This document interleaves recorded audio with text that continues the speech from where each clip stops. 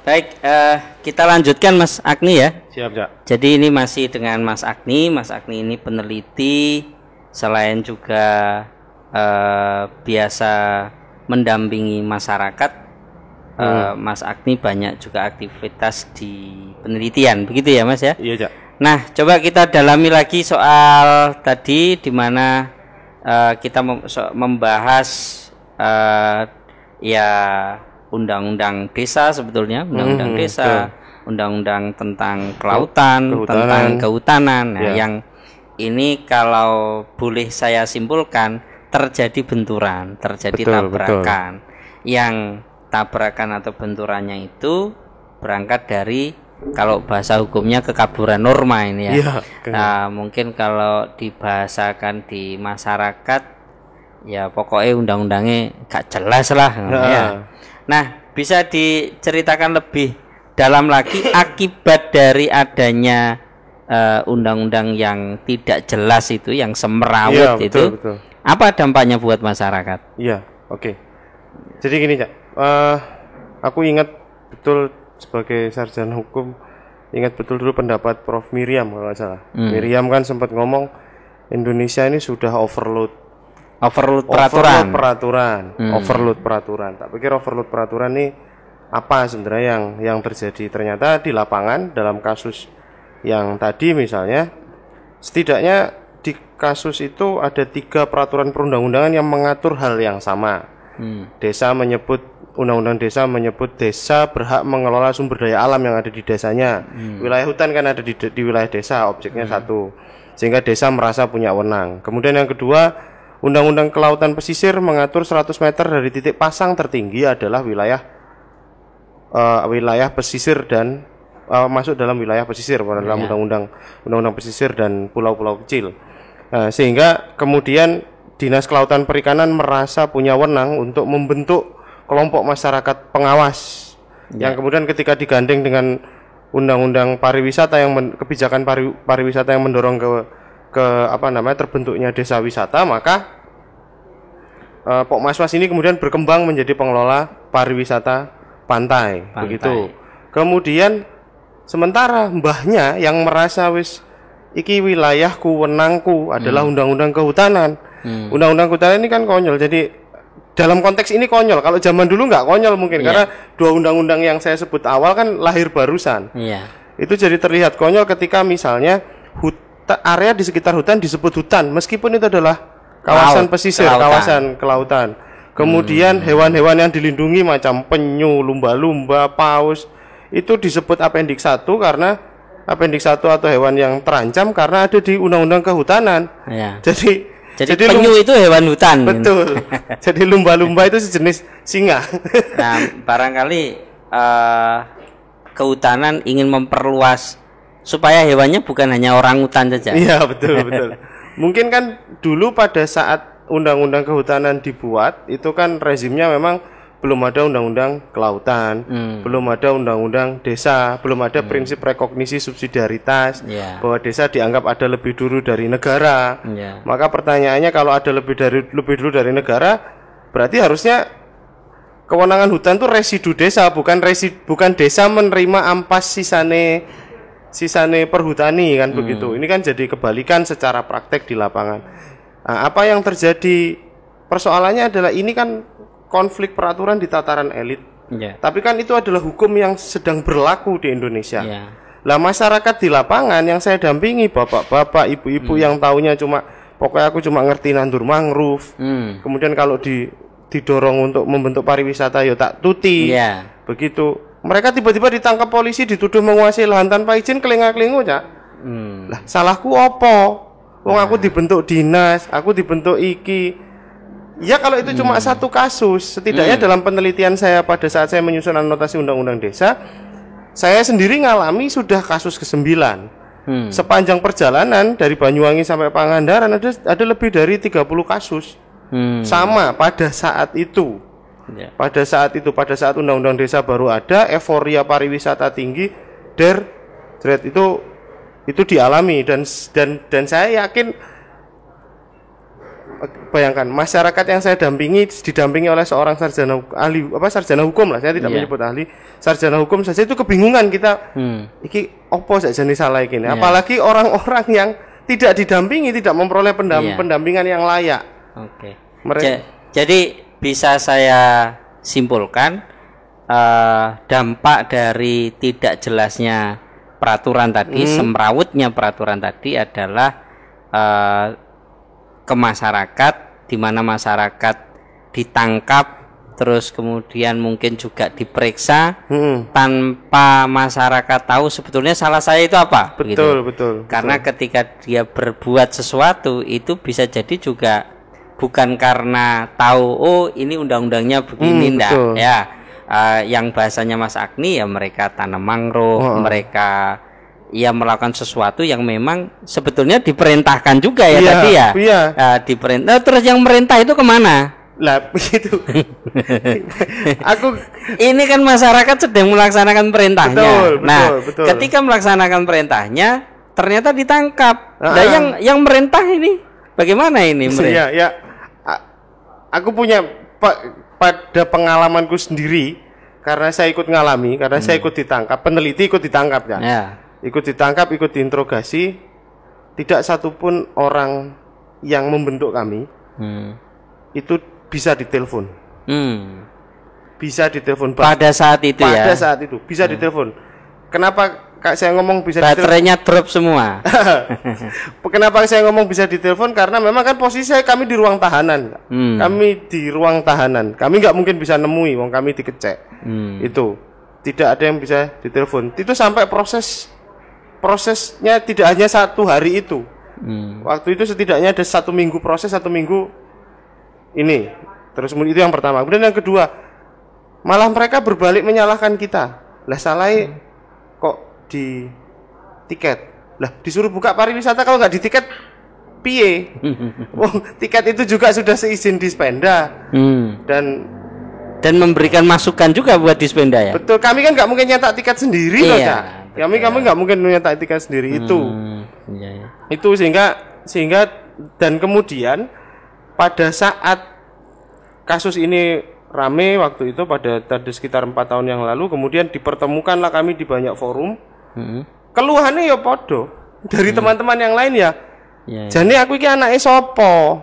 Wong aku dilahirno kelautan kok begitu dipermasalahkan mbek kehutanan, ibuku hilang. Jadi ibarat ini anak kehilangan induknya, bingung. Jadi sebatang kara ketika terjadi persoalan. Betul.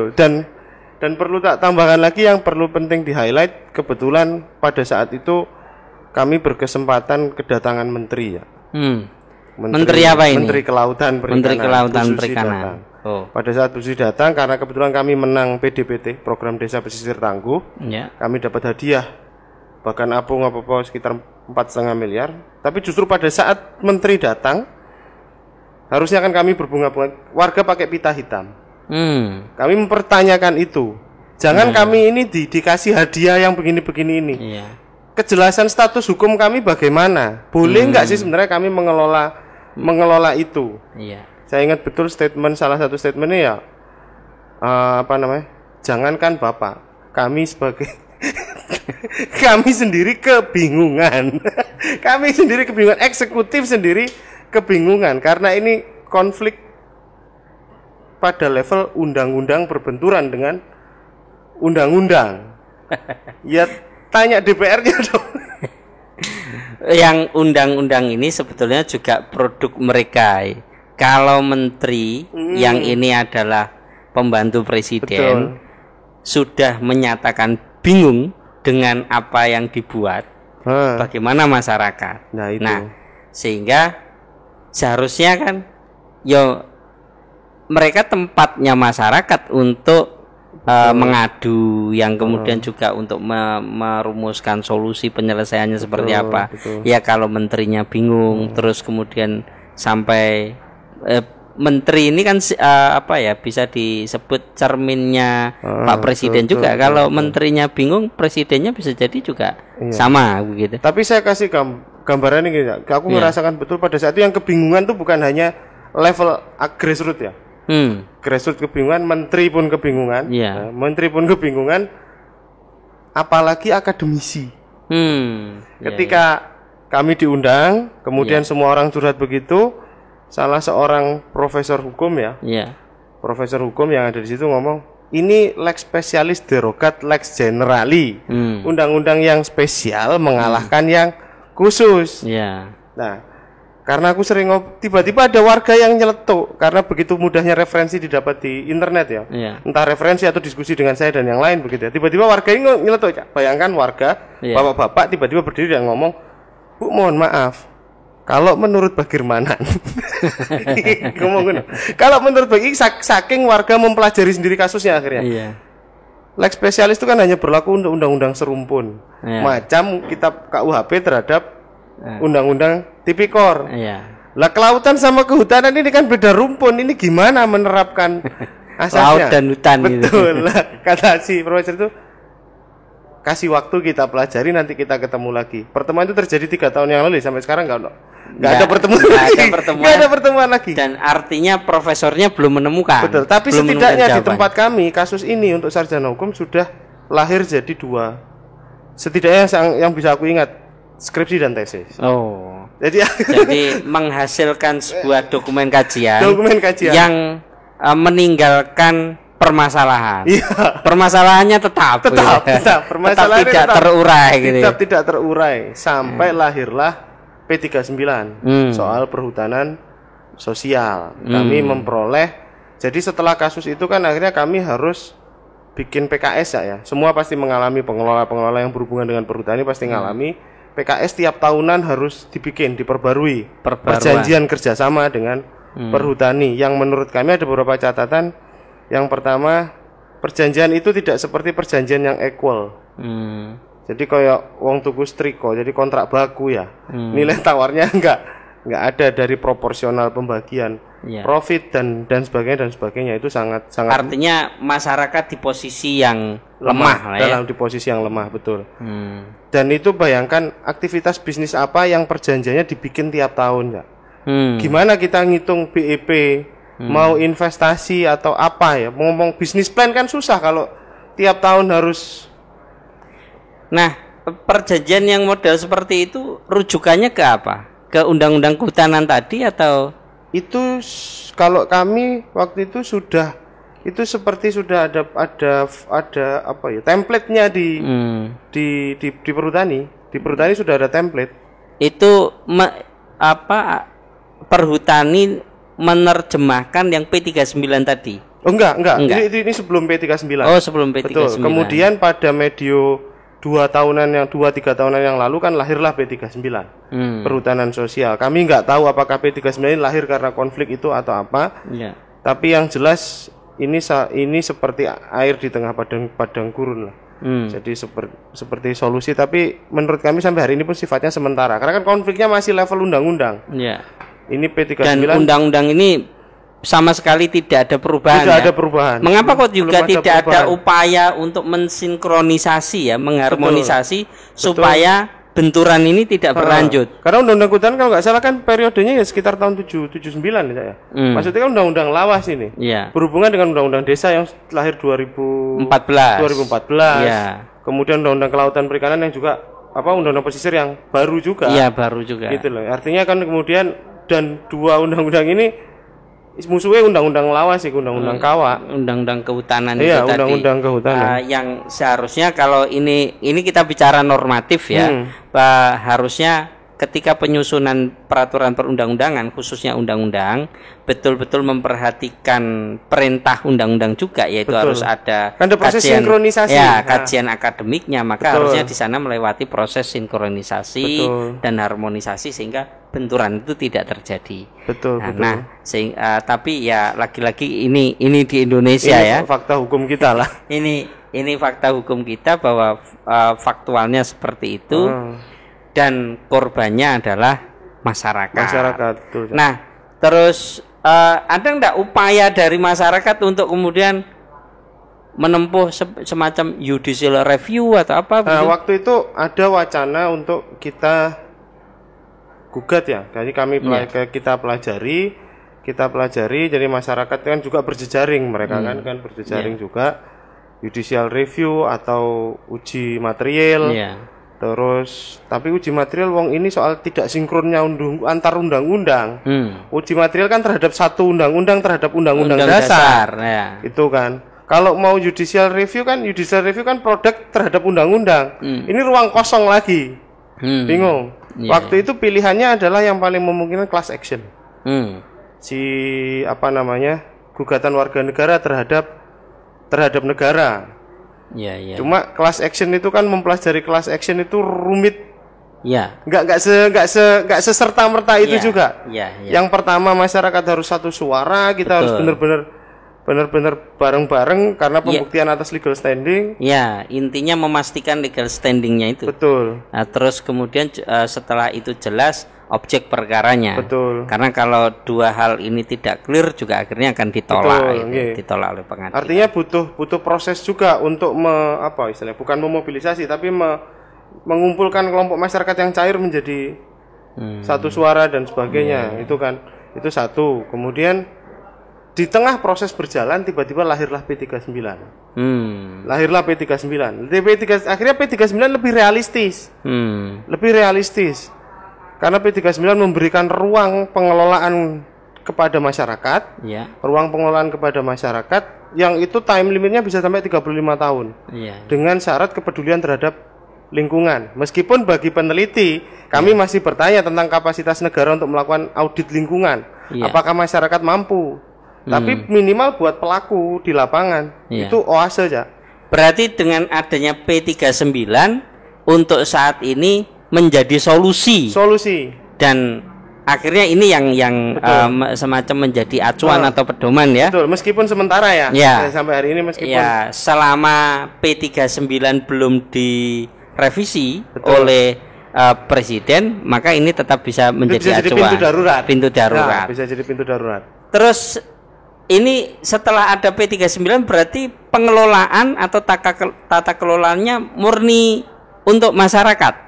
Murni untuk masyarakat yang memenuhi syarat. Memenuhi syarat untuk masyarakat. Kami di Sendang Biru termasuk penerima pertama P39. Tapi ternyata muncul masalah baru. Ketika akan diterapkan di lapangan kan sudah kita terima apa yang disebut masyarakat sertifikat, padahal itu sebenarnya adalah izin pengelolaan P39 itu.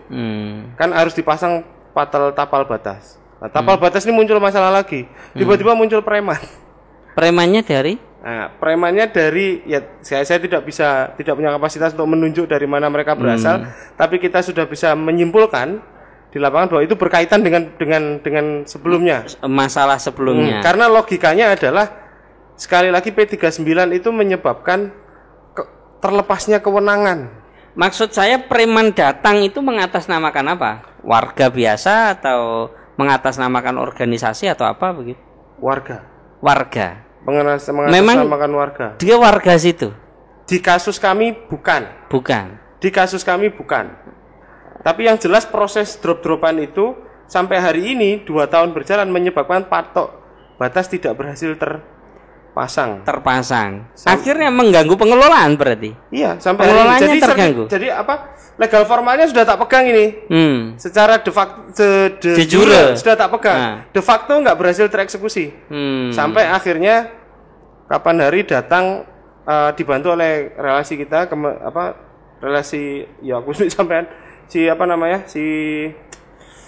dari Dirjen Penyelesaian Konflik KLHK datang untuk ini dan sebagainya. Nah, artinya prosesnya masih panjang lagi nih sebenarnya. Kalau ngomong realita di lapangan loh, Cak. Iya. Jadi bertubi-tubi ya. Masyarakat harus menjadi korban dari semrawutnya peraturan. Betul yang tadi disampaikan bahwa ternyata makin banyaknya peraturan itu bukan sama dengan menjadi tertib hukum di masyarakat, tapi malah justru semrawut antara satu dengan yang lainnya, saling benturan. Ini yang tentunya ironi, bahkan sampai presiden atau kemudian menteri-menterinya, banyak menteri tadi ternyata juga seolah tidak mau menyelesaikan mungkin ya, atau membiarkan, atau mungkin bahasa kami tidak punya kapasitas untuk menyelesaikannya. Terlalu rumit. Berhadapan dengan hukum yang tanpa arsitektur itu kan. Dan itu lintas rezim ya. Jadi susah. Baik, kompleks. Jadi ini jadi renungan kita bersama ini, renungan buat audien ketika kita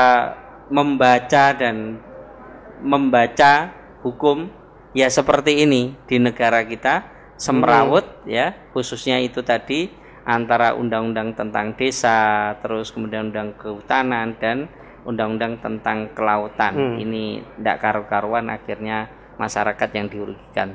Semoga ke depan ini bisa dicarikan solusi. Tidak mungkin ini tidak bisa diselesaikan karena sebetulnya undang-undang itu dibuat oleh pemerintah bersama-sama dengan DPR, presiden bersama dengan DPR.